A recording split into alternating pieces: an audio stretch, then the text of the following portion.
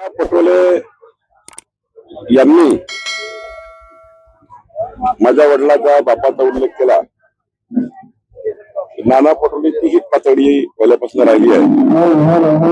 त्यांनी पातळी सोडूनच राजकारण केलं आहे. माझ्या वडिलांचा माझ्या बापाचा उल्लेख करून जर नाना पटोले हे निवडणूक जिंकण्याचा प्रयत्न करत असेल तर तो त्यांना महागात पडणार आहे. जनता धडा शिकवेल. शेवटी कुणाच्याही वडिलाचा कुणाच्याही बापाचा उल्लेख करणे योग्य नाही आणि असा अपमान करणे योग्य नाहीये. त्यांनी आमच्या परिवाराचा आमच्या घराचा अपमान केला आहे. या निवडणुकीमध्ये काँग्रेस भुईसपाट होईल आणि निश्चितपणे या शब्दांनी नाना पटोलेचाही त्या ठिकाणी राजकीय घात होईल एवढंच सांगतो.